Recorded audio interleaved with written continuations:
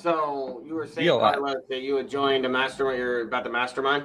Yeah, well, this was 2019. I was in this dude Aubrey Marcus's mastermind, still like an alumni member, and it's actually where I met a good friend actually who lives right in Design District, like a 5 minute walk away. Brandin, he's the man.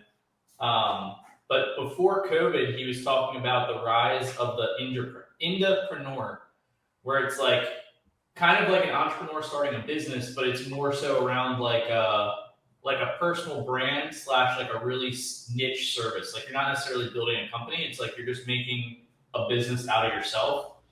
And I was like, that's kind of interesting.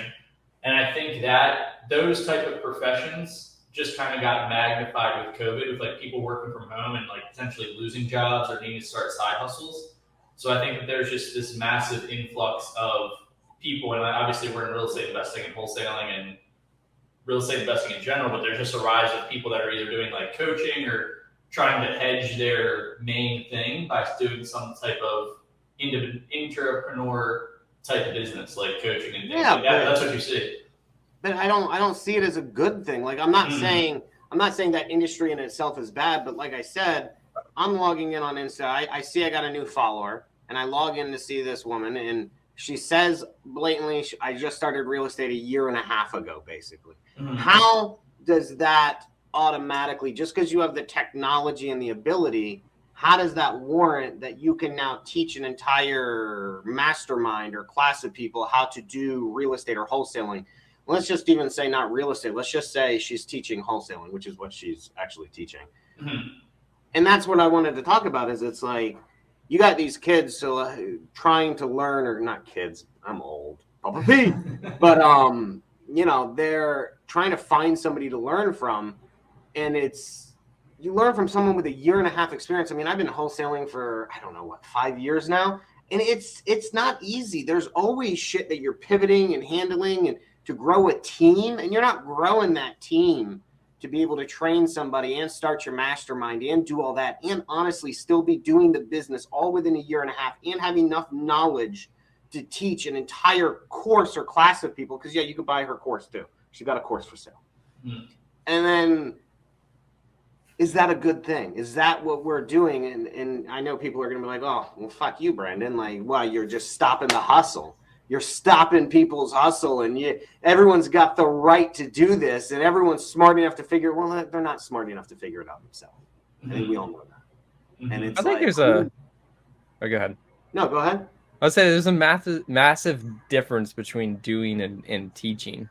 Oh yeah. And the ability to effectively teach what you know to other people requires a lot of practice and a lot of skill to do it effectively. And it just seems to be, I kind of feel like in our industry, it's like a thing, right? You have a little bit of success and you're like, all of a sudden I can, sell my systems or I can teach how I do this. But, I've never seen one of those people get great traction and suddenly become, very successful in that path. And, we like to call it the shiny object syndrome. That's what we've called it a long time. You see a shiny object of something new. And that's what an entrepreneur loves, right? The ability to start something new, to build, and maintaining is not a thing. That's easy for everybody. But maintaining is where you learn the most things and how to be consistent, the skills to be really good at what you are. Then you can then teach. How did you maintain that level of success? How did you overcome? Mm-hmm. I mean, you can't be a teacher if you haven't had problems. Yeah. That's my belief. I don't want to learn from you if you haven't been in the gutters, bro. Yeah. I don't want to learn from you if you haven't been robbed, beaten, and stolen from, right? I'm using analogies here, metaphors, but I mean, it's true. Like in business, you may not actually be beaten with a stick, but proverbial, you're beaten with a stick.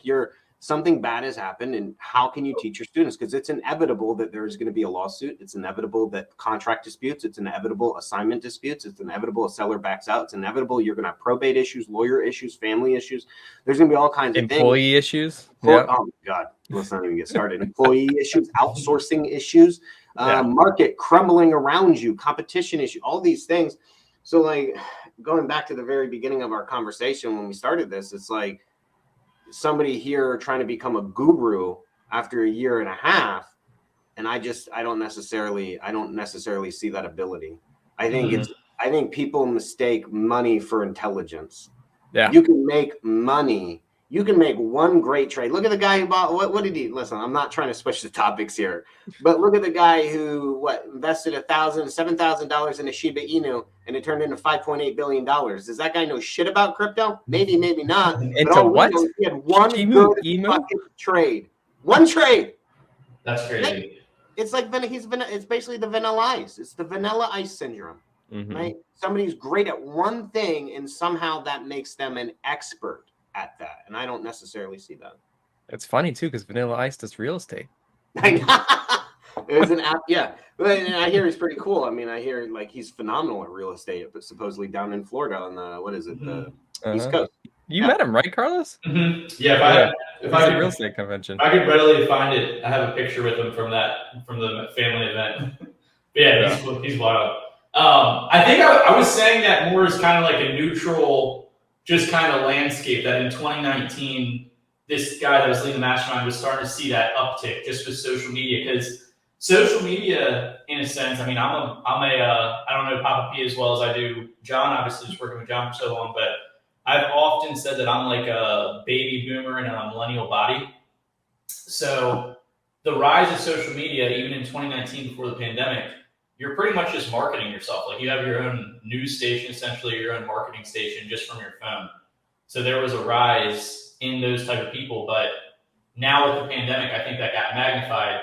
I think the question for Papa P, or like one thing that we could take down this path that I want his opinion on, is like, with all this stuff, obviously it's not good to start selling coaching after a year if you're not qualified. But like for all these people that are beginning in real estate or needing help in real estate, what is a good path to take for learning real estate? Obviously it's not necessarily buying that. And we have a few paths. If you go like the what's the Robert Greene book? Mastery. If you go Mastery, one of the main premises of that book is finding a mentor and just offering them to work for like free or close to free, just learning the trade and skills. And that's what we were talking about Robert Wensley the other day.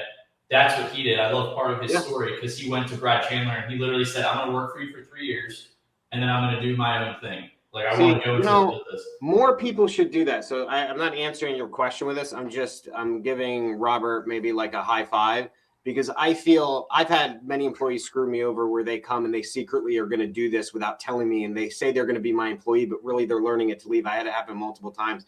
What Robert did, I'm saying, is high ethics and high morals, good character. Hey man, listen, I'm going to add value to you, but I want to be upfront. I'm going to leave after I learn in 3 years. But in that meantime, I'm going to make you a shit ton of money for the value that you're giving me back. But too many people, and it's taught by these people on Instagram, is like, oh man, you go in, you learn from somebody, and then you do it yourself. And that's not it. Like you come in, be honest with me. I want to learn from you. I want to help you make money. And from me helping you make money or helping you make money, I'm then going to leave with that knowledge and go on my own. I'd love to partner with you one day if that's the case. Are we on board together? Is this a mutual agreement?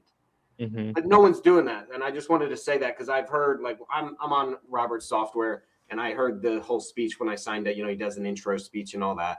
And I remember hearing that, and I was like, I respect that. Like, I feel like that, like, out of all of his pitches, that should be something he stresses most of all, is that honesty and integrity that I think is lacking from the youngins. But that's how I learned. I came down here from DC, and I gave my buddy, I had some money saved up, and I would just give him money to do flips. I had no say. I just drove with him, and I just learned. I just watched. Yeah. And then we started partnering, and then I had more say, and then eventually I started doing my own deals, and he would come in on my, I mean, it's how you learn. But anyway, man, I mean, that's a good question. So I had a call yesterday with somebody who is not new to real estate, right? Has done some deals, but is new to wholesaling. And right now he's getting his deals from other wholesalers and realtors. And I met him at a mastermind, the Allies Mastermind up in Destin. And he wanted to know, like, what do I do? And he wanted to sign up for a guru's course. And phenomenal guy, is expert at what he does. But he has stepped out of the business. He is doing his own thing, and he is multimillionaire. and he's at a way different level, right? So he's like, well, I'm thinking about signing up for this, but I want to walk through and listen to how you run your business. And you know what I told him, Carlos? I said, you need to stop. I said, you need to understand that whoever you learn from, you essentially have to adopt their systems. Mm-hmm. You can't go to a Nick Perry, listen to Nationwide Wholesaling, go to a Carlos, listen how he scaled his business, and then come back to me and see how I do things where I run a completely virtual team and say, okay, now I'm going to pick his CRM, his marketing team. It doesn't work that way. Nick Perry doesn't run his business the way I do. Carlos doesn't run his business the way I do, and so on and so on. And if you try, when you're starting anyway, learning from too many people, there's too much information and you don't get the right thing. So my advice to him was, I was like, pick one thing. Figure out whose system you want to model after. Figure out what CRM they use, right? What dialer they use if that's your marketing strategy. Figure out good data source and go from there.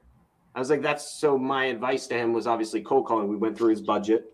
How much money do you have to initial setup? How much money do you have for the first 3 months, like monthly, that you could put into it? What do you have now? And my advice to him was, because cold calling, he wanted to obviously do PPC in Facebook. And my advice was, listen, man, if you only got a couple grand a month, I was like, you're gonna get robbed. I said, not only are you gonna be sitting there with your thumb up your ass waiting for a PPC or a Facebook lead to come in for 30 days or 60 days, you're blowing your money and making some other guy money that you're outsourcing that to because you don't know how to do it, and you're just sitting there waiting for a deal. I said, at least cold calling, you own it. You own the phone, you own the lead, you own the results, and you could do it from A to Z, and you can scale that. And then when you have some money, you could probably do something like that. But I mean, that was my advice, is figure out who you model after and then adopt those systems. And then, yes, either learn from them and once you do that, then you could start learning from other people like I do. I don't learn from one person. I learn from every time I go to a mastermind. Carlos, you go to a lot of masterminds, right? Like you learn from all these individual people and piece it together. But if you make that mistake as a new person, you're going to wind up having a pretty ugly system pieced together like a Frankenstein. Mm-hmm. It's kind of like where the problems are when you're getting started, right? Problems is where growth is, or things are uncomfortable, or things are hairy. That's where the growth can be in a business. And when you're getting started in wholesaling, the problems are not in what CRM you're using. It's not in what follow-up you're doing. It's not in, I guess a little bit in lead marketing, but it's having the conversations with the sellers and getting good at that, because you could scale everything else out, but if you're horrible at having the seller sign the contract and then ultimately dispositioning that contract, then you're never going to get anywhere. And I think that's what's lost on some people, is they come in so focused on the systems are what is going to make me successful. The systems amplify your ability to be good at real estate investing. And for all the zero people watching this, if you don't know, John owns a very successful real estate technology software for acquisition, CRM, wholesaling, flipping. So when he talks systems, he knows what he's talking about. I know all the zero people out there are wondering, like, oh my goodness, well, who is this guy? Yeah. But you're right, man. Couldn't have said it better myself. And that's the thing, is they get tied up in it, and that's what he was. He was tied up. But the problem, going back to how we originally started this call when we went live, he asked me, I don't have a course. I don't sell shit. I just talk to people. But he's like, well, who do you recommend? Mm-hmm. I couldn't think of one fucking person. Yeah. I respect Carlos and them out there. I respect Nick and all these people that have their courses. All the people that are on YouTube. Pick that up live. Let's answer it together.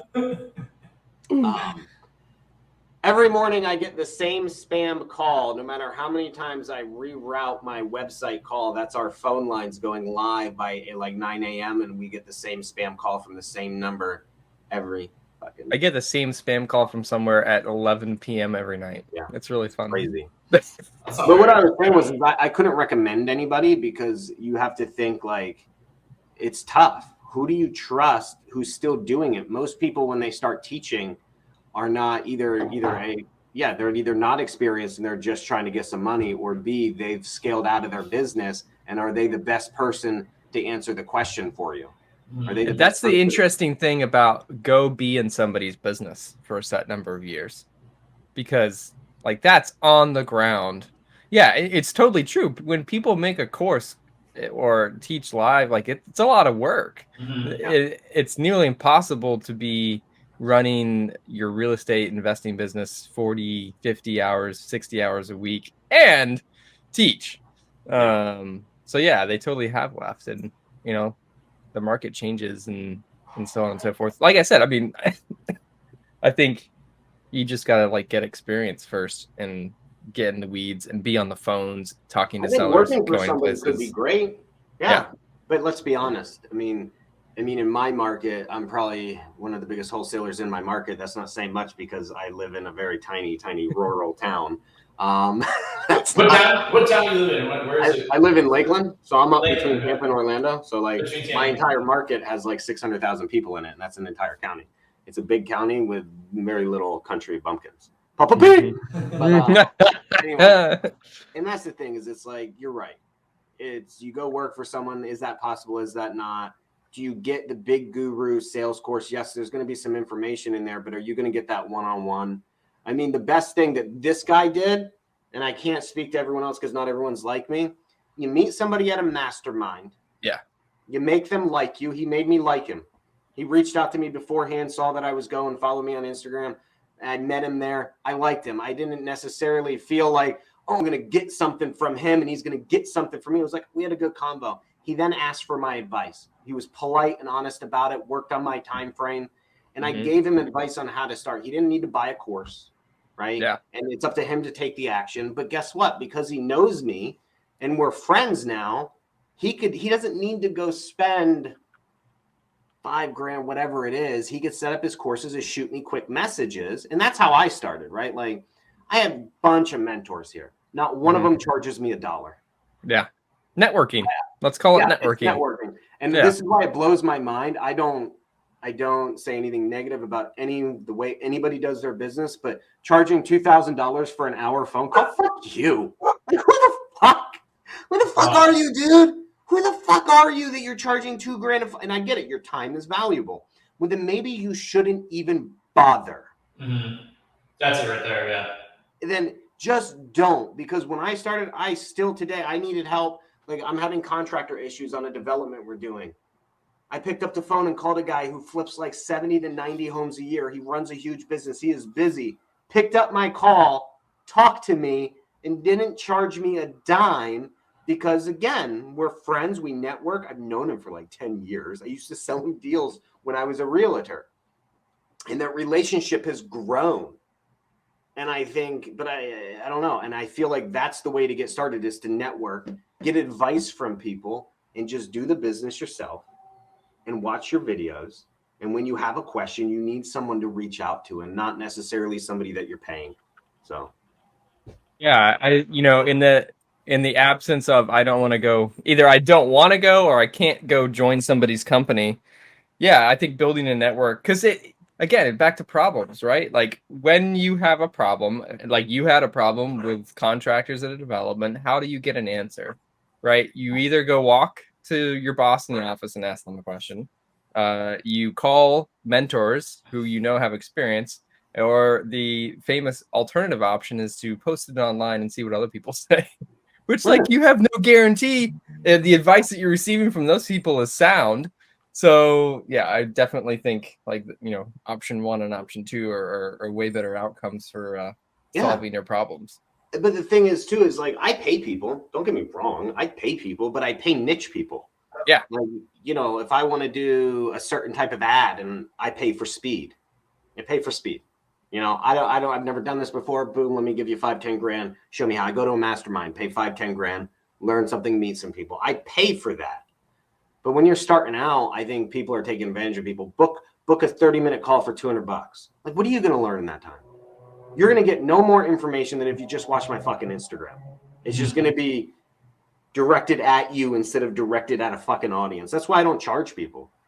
I mean, I ask you to like repost for me, like help me build my brand, but like And guess what? If I need to charge you, I'm just not going to fucking talk to you. I'm a grown man. I have no problem saying no to you. Guess what? I'll probably just won't fucking respond to you, and I'm going to sleep like a baby, and I ain't going to feel bad about it because I got my own shit to do. And if you can't figure it out, that's a you problem, not a me problem. And guess what? When like the people I call, if they don't pick up, they're not losing sleep. I'm not losing sleep. I'm like, fuck, the motherfucker didn't pick up for me. Now I got to figure out how to answer this question myself. You know, I mean, it's just how it is. And I have different people for different things. I had a well problem. We got an insane quote for a well we're trying to drill. And I had a different guy that does land. So I called him about the well. And guess what? Shot me over a contact info for a different well guy. Simple as that. Pick it up live. Just in case anybody's wondering, I actually do the business. Those are my calls coming in right now. But my team doesn't start for another 45 minutes. So nice. So I mean, let's continue this education conversation because we just talked about those kind of like three facets, right, of how you can solve a problem, work for somebody, have a network, or post online, which is not the option that we recommend. I think consuming content is something we should talk about because, there's definitely masterminds you can go to, and I'd certainly and masterminds, coaching, courses. Like I said, I think those are great places to start to expand. But if you're getting started, I think there's a lot of free things out there that can give you an edge, and even like you continue, because I know like Brandin, or Papa P, as we'll call you in this live broadcast. Papa P. When you post on Instagram that you get on your bike, your dog's on the treadmill, sometimes your son's behind you, and what is it that you are consuming while you have that time? Everything. I was talking to a guy. Oh, your audio went really weird there, Papa P. Can you hear me now? No, you're like very distant. You can't hear me? Oh, there we go. Okay. So I do two things, and I only do two things in my life: real estate and crypto. That's it. So when I'm on my bike, man, it's all day. Even this morning, I'm adding a new marketing channel. Yeah. I'm watching everyone. I don't give a shit if you do more business than me, less business than me. I believe in the mosaic theory. It's taking a little bit of everything from everywhere and putting it in. I don't believe when you're starting out, because that could be confusing, you need to be focused. But as you're scaling, you need to generate your ideas. Anyway, man, I love all the guys in Arizona. I think, and the reason why I say all of them, because since they were one of the original people wholesaling, they are at a point in their career where they're able to give back and provide their focus of time on a community rather than their business. I'm not there yet. Like, this is my first outing of even trying to provide any value out there. And that was a focus for this year. But like Pace, Jamil, Brent Daniels, Carlos, all them, Steve Trang.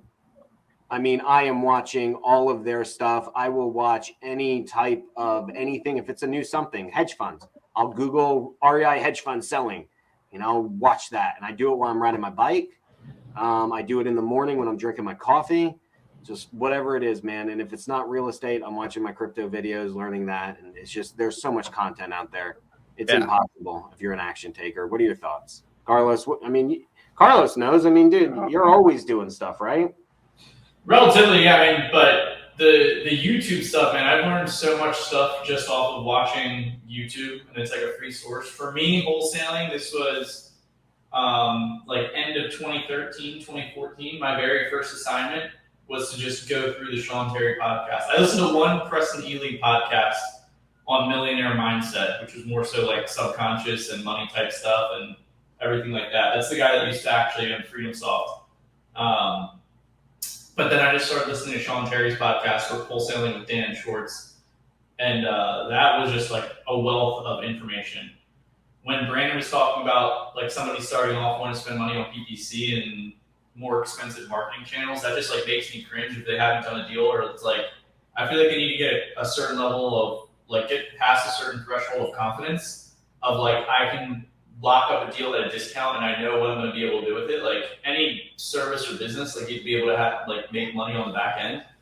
So that makes me cringe. It's like, there's a little bit of a gray area where it's like that person or that investor needs to get confidence locking up a deal, selling a deal, whatever their exit strategy is going to be before they start spending money on marketing. Because you would also say it's obvious that a more experienced investor like Brandin could monetize like less leads or lower quality of leads than someone that's just starting off. So like he doesn't even need to spend as much on marketing as like a beginner.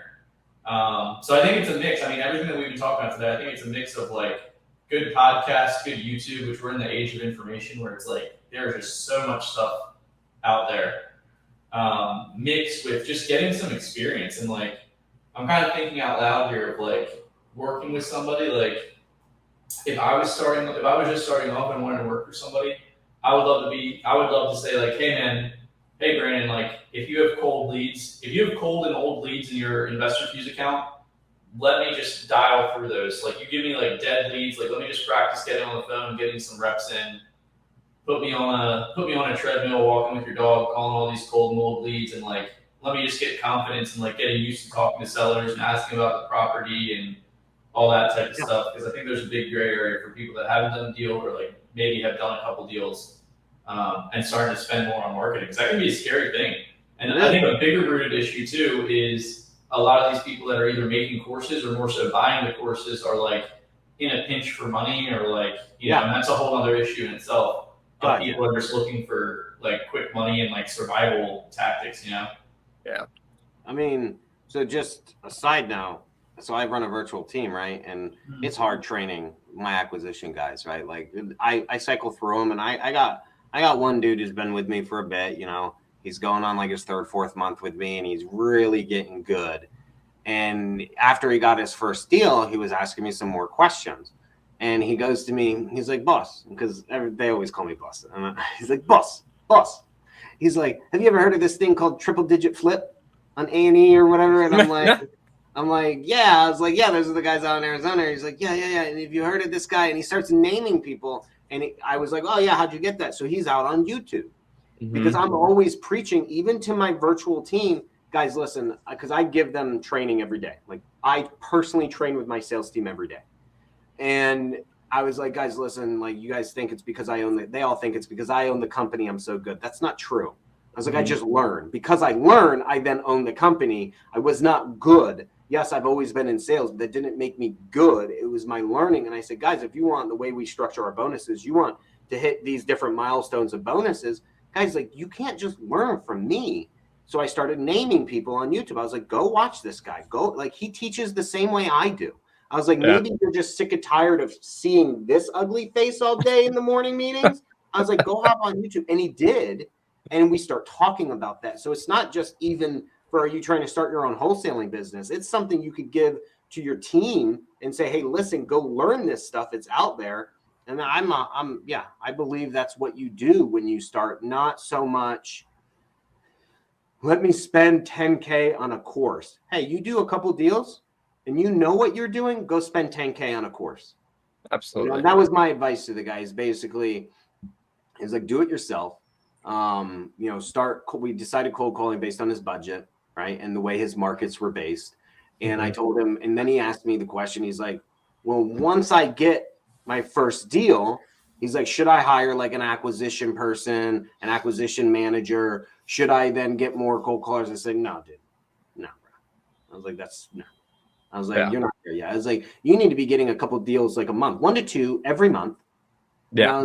And we talked about outsourcing callers. And I was like, don't outsource callers. I was like, and so many people I think make that mistake where, and I stand by him, and John knows I've tried them and I'm using one right now. But even though I in-house everyone, I was like, let me go try this guy's VAs and see how good they are.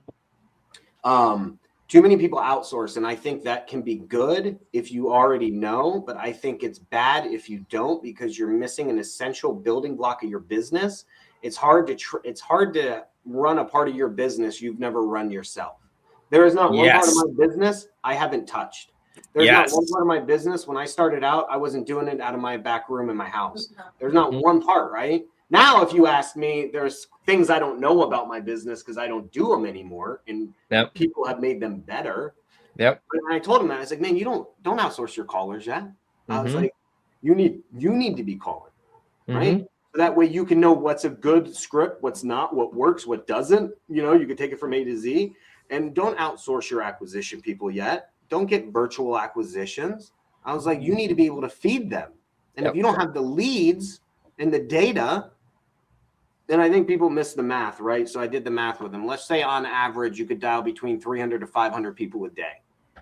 300 to 500 people a day, you're working 5 days a week. That's 2,500 people a week. That's 2,500 rows in Excel you need to have at a minimum to be able to stay busy. Multiply that by 4. Okay. So let's just round up and let's say, or not round, but let's say you need 10,000 fucking people. A list of 10,000. Okay. Well, that's easy. You can go to PropStream. Yeah. You can go to PropStream, buy their account. I'm not an affiliate, but drop my name. Anyway. You could go to Batch. All these places have it, right? Yeah. But then what happens? Because you could burn through that list pretty fast. And I said, well, once you add 2 people, well, now that list is only going to last you half of the month. And I was like, you outsource and buy 3 callers. Where is your data? Mm-hmm. What is your data process? And how much money do you have to buy that? Because next month you need new data. Yep. You can start cycling through that list again, but you need to add some fresh data. And that's how we run it. We're always adding fresh data and recycling through our old. And I think people miss that. Mm-hmm. They miss that. They think I buy this list, I give it to somebody, and I'm done. Mm-hmm. But if you're the one dialing, you can really see how those leads are dispositioned or call resulted, right? Yeah. And then you can see what happens when you cycle through and what kind of responses you get the second time around. All the fuck yous. All the fuck yous. Right? Yeah. And I think that's important. I think it's important that you don't outsource everything in the beginning. I think outsourcing and speed and not trying to do everything yourself is genius. But I think in the beginning, there's value to doing your own marketing, to doing your acquisitions, to doing your dispo, to being your cold caller. And I recommended texting. Listen, I know it's check with your lawyer. It's not always necessarily legal in every state. But, you know, if you're going to be that guy, yeah, you should do it yourself. Yeah. And then you can outsource that once you know how to do it. Yeah. So that was the advice, is just do it yourself. Mm-hmm. Figure it out. Start small, get first deal or 2, and then add pieces on, building blocks. You build a house a brick at a time. So I love the idea of do it yourself. I think that if you're to be the business owner or business manager, how can you coach? How can you hold accountable results in things that you have zero, knowledge in? Yeah. That's how we did it here at Investor Fuse. So I think we had a part-time support rep that was outsourced. And then I became the first full-time support rep for the piece of software that I was building. Because and that's how I knew how to teach, and now there's 3, let's call it 3 people doing that. Yeah. And it's all kind of filtered down, and if I had to jump in the weeds, I could jump in the weeds, Forget the weeds. Fuck the weeds. Let's just talk about calling bullshit on people. Yeah. I love calling bullshit. Yeah. Well, boss, I couldn't really do this because people weren't picking up. Bullshit. Oh, well, I'm getting a lot of voicemails today.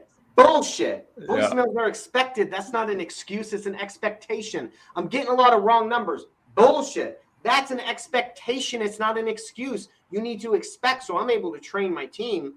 So every Monday, I'm talking cold calling right now, but I train them. And they're like, boss, I'm getting wrong numbers. I'm getting voicemails. That's why we're not hitting our minimum lead counts. Bullshit. I've done what you've done before. That's just data. Of course you're going to get wrong numbers. You need to expect it. Of course you're going to get people's voicemails. You need to expect it. Of course you're going to get fuck yous. We make a joke out of it every week because I want them to expect that at least 15 times a day they're going to be told to go fuck themselves. Yeah. That's a standard. Don't be butthurt. Understand it will happen. And when you have those expectations, they now don't become a hurdle. They just become the norm, and you can move on to what you need to do and focus on. But that's a big problem. But guess what? If I hadn't done it, I would have been like, oh my God, I'm getting wrong numbers and voicemails. My data is wrong. And they're telling me I need to give them better and more data. And then I'd be spending money and piling data on, and they keep getting the same fucking results. Because that's how it works. Because for every one person, I'm getting 10 numbers. So 9 of them are going to be wrong by sheer math. And it's dude. So I explained to them how it works. And they're all sitting there going, oh. I'm like, hey, guys, listen. You guys are dialing 10 people for every address. Some of them aren't going to work. They're going to be no answers, voicemails, wrong numbers, fuck yous. You're just trying to find the one person. Mm-hmm. And I could do that because I did dial on Zen Call myself, right? I did manually dial with a notepad and a cell phone, and I can give that advice to them. So yeah, John, you're talking about jumping in the weeds. I'm talking about calling bullshit for them hiding in the weeds. Right. Well, I mean, that's the thing. You can't faster. You can't do that unless you were in the weeds. Yeah, exactly. But they love to make excuses, man. And when you outsource, I found like the people you outsource to, they'll feed you those excuses too. Mm-hmm. And they'll be like, well, your team's doing this, but they're having these problems. And if you just accept that because you've never done it or run it before, you won't know. And that's also where networking comes in. Like, again, I refer back to Carlos when it comes to networking because he's a master at it. But it's like, Carlos, every time you network with somebody, you learn something new, don't you? One thing you learn. Maybe something you've done wrong, something you didn't know, right? Or something you thought you knew, but found out you knew incorrectly. Mm-hmm. And those are things too, is like, I always learn like, oh man, I thought like this was normal, but I'm finding out I'm just a little bit off now. I need to correct my understanding or expectation of these results and change it. And I pass that on. Mm-hmm. That's like a foundational life expectation setting for myself, is like, just from a human existence, like you can at least learn one thing from every single person that you have an interaction with, is my expectation. They say that about books, right? A regular person reads a book expecting to learn everything from that book. A millionaire reads a book expecting to get one thing from that entire book. And I think it's the same thing with a mastermind. A lot of people go to masterminds and conferences expecting to sit down and write like just a whole bunch of notes out and learn everything. I go there for one thing. Mm-hmm. All I need is one thing. I'll pay $5,000 or $10,000 for one hit that I can bring back. Mm-hmm. Yeah. But yeah. Totally. So that was, but again, all of this stuff we're talking about, it still takes one thing. You could give somebody the advice to do it. They still got to do the actual action. And I know people that I've given advice to that have never done anything with it. Yeah. And I've also stopped coaching. I stopped coaching somebody because they were taking advice from too many people. And I'd given things to do. And I would say, hey, here's what you need to do this month. Yeah. And then he wouldn't, well, I'm not doing this because so-and-so out in Cali, he runs his business this way. So I'm going to start doing this. And I'm like, he's like, okay, but what about this? I'm like, okay, we'll do this. And I'm like, well, I went to this mastermind. And so I'm not doing that anymore. And I'm trying to go at it this way. Yeah. And I'm like, and I just got done. I was done. I was just like, hey, dude, listen, man, you just paid this guy X amount of money for his course. I really think you should focus on that. I just don't have time for this anymore. Mm-hmm. I'm sorry. People are always looking for like the magic spell, the magic secret that's all of a sudden going to make them a millionaire. And honestly, it's consistency and hard work. That's what makes you a millionaire. Yeah. And you become, I call it an asshole, not an asshole. That's hilarious. Right? Somebody who asks me a shit ton of questions but never implements any of them, you're now a waste of my time. You're an asshole. You ask all these questions and you're not going to implement them. So I just, as a teacher or coach or something, you have to be able to know when to say no. And I just, when I reach that point with somebody, I'm just like.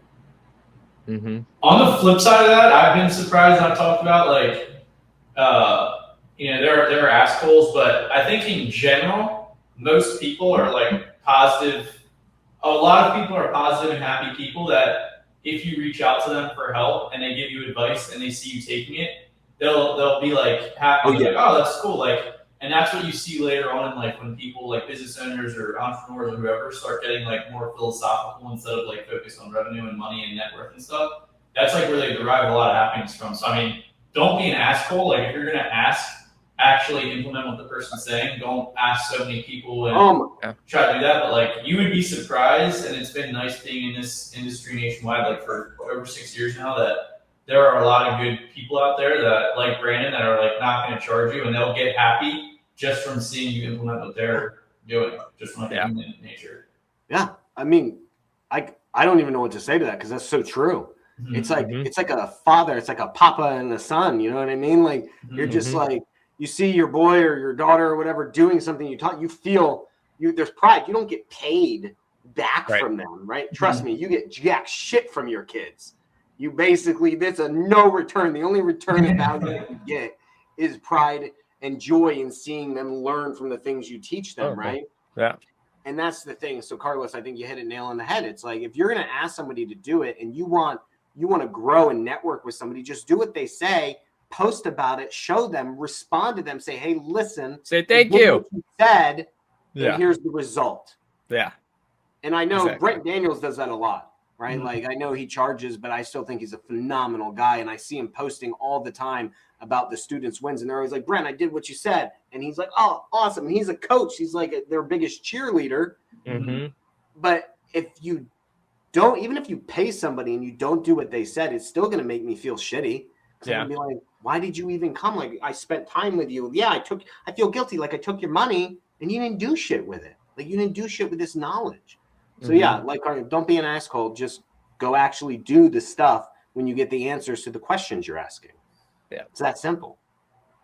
But there's too much out there. There's too much out there. Agreed. So that was my thing, because I noticed it's a problem. And I was extremely surprised when I saw this person already being guru after a year and a half. And I was like, damn, I've been doing this 12 years and I don't even have the answers. How is this lady already? And I'm not even joking. There was probably like 15 people, because there was like 4 rows on Zoom on the call. You know what I mean? So like, I was like, buy her course. Get the one thing from her course that you'll just blow up, and you'll be a multi-millionaire in crypto and real estate, multi-billionaire. There you go. Yeah, I buy people's courses too. Even if I don't need it, like, I'll buy it because it's like, well, is there something in there that I don't know? Mm-hmm. It's not. And you know what I hate? And I had someone do this to me, and it's not that I hated it, and I'm not naming names, but it's like, I didn't learn anything from you. I just I thanked you for one thing, and then you want to post about like, you know, and it was an old thing, and it was like, you want to take credit for my success because I met you like one time, asked you a question, and you're like, oh yeah, this dude's crushing it because of me. And it's like, nah, dude. No, bro. And that bothers me too. It's like, people automatically assume, you know, because you meet someone, you're not my teacher if I get one thing. And I think it took me a while to learn that, not to be afraid to ask people questions or to pay somebody who's your equal or lesser for their mastermind or their course or their book or script. I bought scripts before, just not because I use them. Somebody advertised their script and I was like, yeah, I'll send you like $300 for your script. I just want to see what yours is. Is mine better? Mm-hmm. You got one sentence in there that I don't know about. Yeah. And it doesn't make me a lesser person. And it doesn't mean that you're my mentor, you're my teacher. It just means, hey man, you had something for sale. I bought it. It's a product. I'm going to see what I could do to implement something from that, if anything. Yeah. And then I think a lot of people have that hurdle of like pride where they don't want to do that because they don't want someone to take credit for their success. Mm-hmm. So, Love that. Yeah. Wise words from a very decent man. From Papa. What's that cup set? I've been wondering.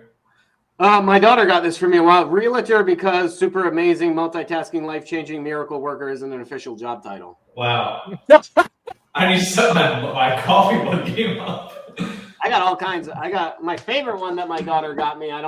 This was back in the day when this was a thing, but it's like. Damn. Yeah.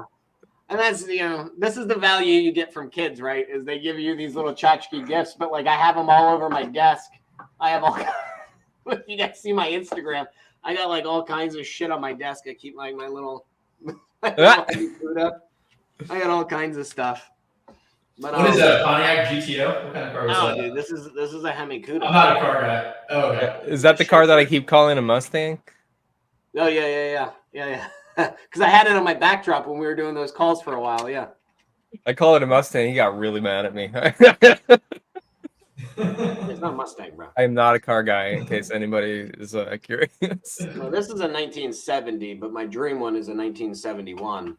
But getting there. But my wife says we need a new house before I could get a muscle car. So. Well, let's see your persuasion and sales tactics live on that.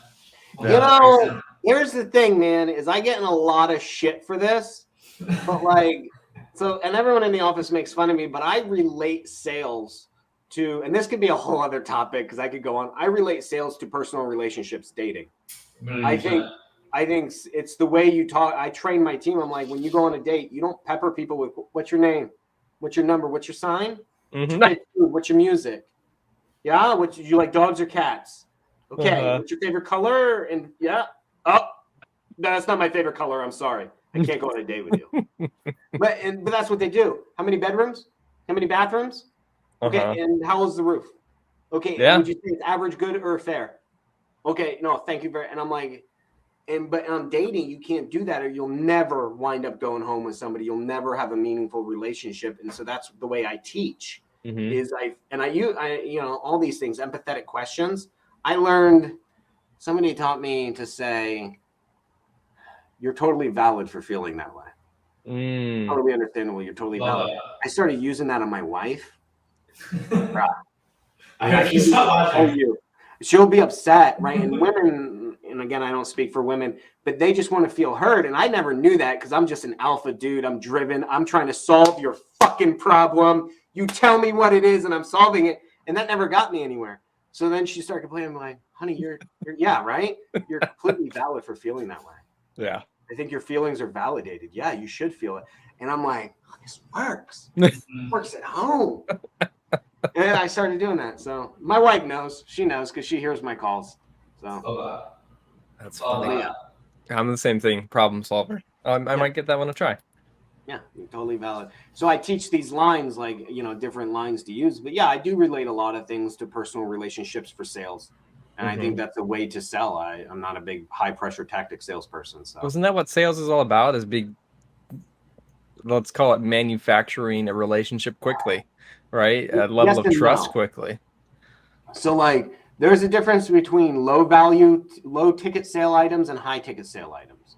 So like you can pressure me into buying your fucking $9.99 warranty on my cell phone, right? If you're good. Because it's $9.99. I don't give a shit. I don't need my wife's approval. It's not going to change my life. You could pressure me into upgrading my phone or something like that, or getting a new cable subscription, right? Housing is a high ticket item. It requires, you can't pressure me into selling your home. Not in today's market. Maybe in 2012, you could have done some different shit. But it's more empathetic nowadays. So yeah, I think there is a difference between it. And I think real estate is, you're not going to be able to objection handle and urgency your way into a sale. Most of the time, you need to be empathetic and listen and be a problem solver in today's market. Totally. And let them know that their their problems are valid and that their feelings are understandable. Yeah. How long have you been feeling that way? Yeah. It's totally understandable. I think you're right. And they're like, oh, shit, this guy's nice. So hopefully no one watches this and is like, wow, this guy's a piece of shit. This guy says this shit? I think this was a good first topic, though. I enjoyed our episode 1. People, when we're famous for talking about real estate live every Friday, we'll come back to this episode 1 and be like, those guys were good even then. No, I mean, let's see if we could sum this up real quick. Our stream of consciousness on this Friday morning call here. So we started about talking about, let's call it people selling courses after not much experience, and we kind of laid out some suggestions for how we think is the best way to get into real estate, which was, go work for somebody, and if you want to pull a Robert Wensley, not pull, but we suggest doing a Robert Wensley and saying ethics working for somebody is what I would call it. And that's a compliment to him. Exactly. Yeah. Is to go in and say, hey, I would love to work for you for X amount of time, and then I plan to go do my own thing, and finding somebody who's willing to support that. And then let's see what the other one, build a network of people you can go talk to. YouTube University. And then, the other option was then, purchase masterminds and courses, which we think are great, but certainly serve you better when you are consistently doing deals and understand how to get on the phone and talk to a seller. They help you scale. But yeah, always consume content. So podcast, YouTube, there's plenty of free stuff out there. Our coach, our SaaS coach, which is software as a service, which is what most products are that you purchase on the internet. He likes to call it net time. So he'll be riding his bike, or whatever, or running and be listening and consuming content. So definitely recommend having some net time with the content. I like to do it when cooking. That's my net time. Yeah. Put your AirPods in and go. Yeah. Mm-hmm. Then where'd we go? The thing is doing it yourself. Never don't buy the shiny object of, and I believe they're all good, but don't buy the shiny object of virtual assistant, outsourcing, virtual assistant this, already trained, already this. You need to know how to do it, know how to train your people, because inevitably those people come and go, and your business will literally stop if you don't know how to refill that position and retrain somebody because you've done it before. If you haven't done it, you're going to find yourself in problems at some point. Maybe not initially, you get lucky, but at some point your business is going to take 3 steps back because you didn't build it properly. And it's happened to me numerous times. So I only speak from experience. Everything I say is from experience. Same here. I totally agree with that experience, and have experienced it as well. And then we talked about, like, if you do have a network, if you are asking people's questions, if you're getting advice, do it. Put it into action. Put it into action, and then let say them thank know. you. Yeah, and let them know. Yeah. I remember years ago when I started my first business, I sent out letters to handwritten letters to 3 people that had helped me get to that point. And I kind of want to do it again for some other people, but it's and it doesn't have to be anyone that, like your mentors per se, but just somebody in passing that gave you something and you just thank them. Yeah. And just say, hey, listen, that's all the value anybody fucking needs. It's better than any money you're going to give them, because obviously, listen, if you're learning from them, they probably don't need the money that you're going to be able to offer them. And they're not doing, or they shouldn't be doing it for the money, in my opinion. So I think a thank you and showing them the results is all that's truly needed or required. 100%. I think that was it, right? Yeah, I think so. And using sales in your personal relationship gets you a long way with your wife. Yes. You are validated. I like it. You're validated. Your feelings are valid. Those are valid. We'll definitely be talking more about sales and not even tactics, but just frameworks or foundations to come from in later episodes. Yeah. Yeah, I like it. Let's talk real estate.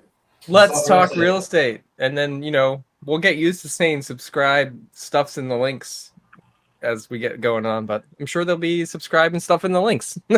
No, but I think this was I think to finish summing it up, I think this is something that we could build on and is great for a new person if they're trying to figure out where to start. And some advice for them. It's the same advice. If you hopped on a one-on-one call, I would give you the exact same advice. Yep. Pick your thing, do it yourself, get a couple under your belt, add one person to your team. If you're going to do cold calling, add one cold caller, train them while you're still cold calling, right? And then you get more deals, add a second cold caller. Now you got 2 people doing it. Maybe now you could just do your follow-ups and lead management, and you keep going. And you keep building that, and you keep building it. And Brad, within a year, you don't even know. You don't even know how far you'll be if you do it right. So, and if you're in this stage right now, your feelings are totally valid and understood. Yeah. If you're not succeeding right now because you're taking too much advice from too many people on Instagram, that's valid and completely understood. And I want you to know that Let's Talk Real Estate has some answers for you. And I think that if you just pay attention or are able to implement a few of the things, I think your life will drastically change. And that's a good thing. That is a good thing. All right. Fantastic, guys. Well, I'll see you next week. Papa P! Friday. Woo! See you guys. See ya. Yeah.